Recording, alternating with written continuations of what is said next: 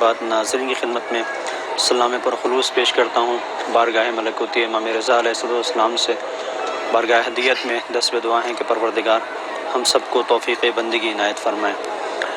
عید در حقیقت ایک بازگشت ہے، پلٹنا ہے، عود سے آیا ہے، اللہ کی راہ میں واپس ہونا اس کا مفہوم ہے۔ آپ نے دیکھا ہوگا کہ اسکول سے بچے آتے ہیں، جب آج کل تو زمانہ ترقی یافتہ ہے، آپ 20 سال پہلے اگر جائیں اور دیکھیں کہ 20 سال پہلے جب بچے جاتے تھے تو اپنے کپڑے آلودہ کر لیتے تھے، گندے کر لیتے تھے، خاص طور پر انک پاٹ ہوتی تھی، اس سے انک گر جاتی تھی، اور وہ شاید وہی علامت ہوتی تھی کہ اسکول سے واپس آ رہے ہیں، تو پورا ہاتھ سنے ہوئے، انک سے پورے کپڑے خراب، یہ صورتحال ہوتی تھی۔ کہ گھر پہنچتے تھے تو ماں، کبھی ایسا ہوتا تھا کہ اس نے تو خراب نہیں کیا لیکن دوسرے نے اس کے کپڑے خراب کر دیے، تو ماں کپڑے دھوتی تھی، پیار و غصے بھرے دونوں لہجوں کے ساتھ۔ ہاں، اور اس میں پھر یہ تھا کہ واشنگ مشین تو نہیں ہوتی تھی، ہاتھ سے دھوتی تھی بڑی محنت سے، اور وہ بالکل اجلا کر دیتی تھی، سفید چمکتا ہوا جو ڈریس، اس کے بعد پہناتی تھی دوسرے دن جب بچہ جا رہا ہوتا تھا تو وہ اپنے ہاتھوں سے بٹن بند کرتے ہوئے کہتی تھی، بیٹا بڑی محنت سے کپڑے دھوئے ہیں، اب دوبارہ گندے نہیں کرنا۔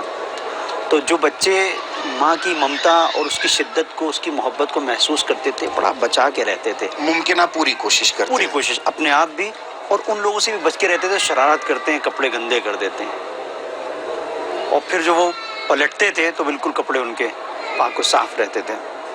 پروردگار نے ماہ مبارک رمضان میں ہماری جو آلودہ گناہ روح تھی اسے دھو کے بالکل ہمارے لیے بالکل صاف شفاف بنا دیا، لباس روح کو ایک دم اجلا کر دیا ہے۔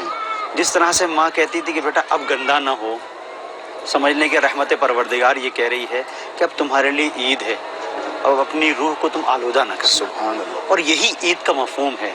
مولا کائنات علی بن ابی طالب علیہ السلام عید کے دن سوکھی ہوئی روٹی کھا رہے ہیں، آنے والا آتا ہے، ظاہراً سہولت ہیں، آتے ہیں، اور آنے کے بعد پوچھتے ہیں کہ مولا افی ھذا الیوم انت تاکل خبزا خشنا، آج کے دن آپ یہ سوکھی روٹی کھا رہے ہیں؟ تو مولا نے سر اٹھا کے جواب دیا کہ تم عید کسے سمجھتے ہو؟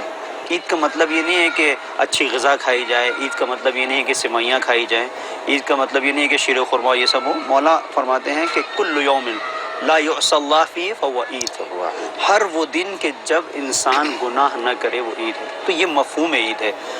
پروردگار نے ہمیں دوبارہ سے اس حالت پر پلٹا دیا ہے کہ جہاں ہم اس دنیا میں ہم نے قدم رکھا تھا، اسی لیے کہا گیا ہے کہ عید ان لوگوں کے لیے ہے کہ جنہوں نے اللہ کی اطاعت کی، جس کی طرف آپ نے اشارہ بھی کیا، جنہوں نے اللہ کی بندگی کی، گناہوں سے اپنے آپ کو بچایا ہے۔ اب ان کو انعام دیا جا رہا ہے، اب ان کو بلایا جا رہا ہے کہ تم نے اپنے امتحان میں کامیابی حاصل کی ہے۔ تو یہ عید کا مفہوم یہ ہے۔